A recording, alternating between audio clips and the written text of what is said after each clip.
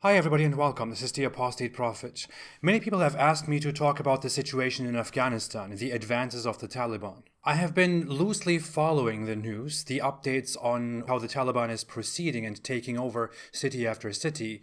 The issue is, I have always favored the idea that America should get out of those countries, should stop being involved in conflicts in Islamic countries, because it is of no use to anybody anymore. All that America is doing is wasting resources, wasting the money of Americans, and trying to help or trying to impose our way of living on people who really don't like America, who really don't like the West, and who don't want any of this. When you look at Afghanistan, as soon as the American forces retreat, step back, get out, a major force like the Taliban, which was supposed to be the major enemy in the region, rapidly takes over the entire country. And that doesn't happen because they are so powerful and nobody can stop them.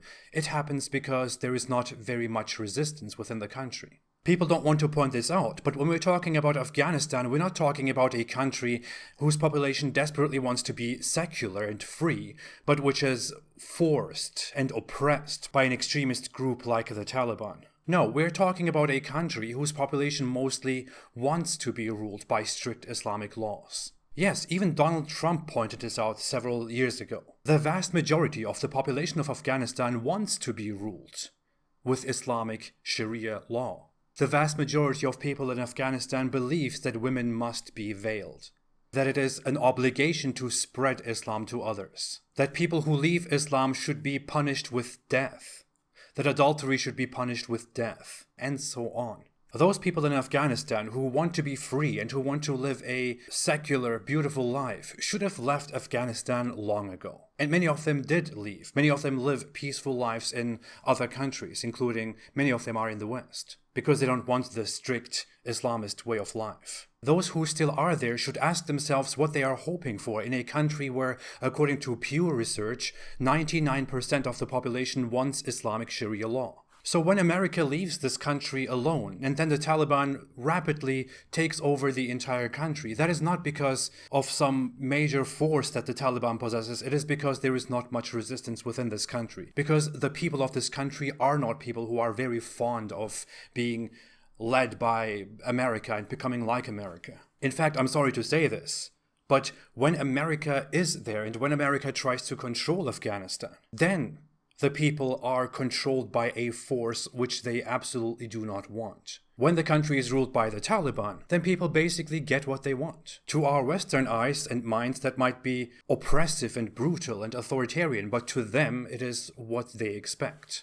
And who are we to forcibly free people from the oppression they themselves want? Now, the Taliban is an extremist Islamist force. They did terrible things in the past, oppressed people in the past. There is a long history to it. They have come back and they have said that they have changed, that they want to approach things more peacefully. Of course, that's all bullshit. They will regain their power and then impose their strict laws upon everybody again and seek to expand their Islamist ideology. They call themselves the Islamic Emirate of Afghanistan, and their goal is to establish Islam fully and purely and to spread Islam. The Taliban is not like ISIS. They belong to different ideologies, and they don't even like each other. And that is not because one is peaceful and the other is not. No, they are both terrible. But they belong to different Islamic schools of theology. Groups like ISIS follow the Salafi or Wahhabi ideology, whereas the Taliban follows a Deobandi ideology, which is a distinct regional ideology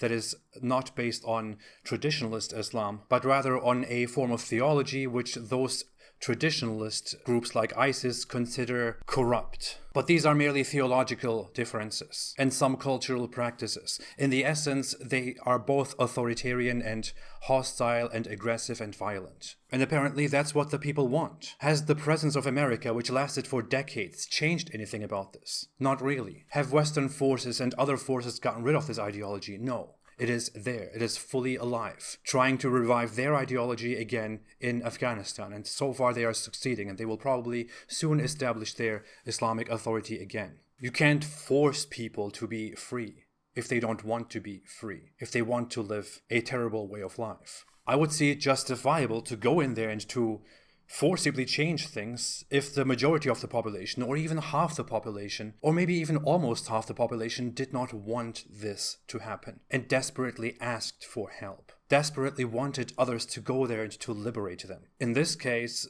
that is certainly not what is happening. All I hope for is that we can hopefully ideologically tackle this way of life of people that certainly affects individuals within that country who don't want it, and to make them see reason, to open their eyes, to make them stay away from Islam. That's all I want to say about this. As sad as it is to see that an Islamist force is taking over a country and once again establishing Islamic authority and power, what are you going to do about it?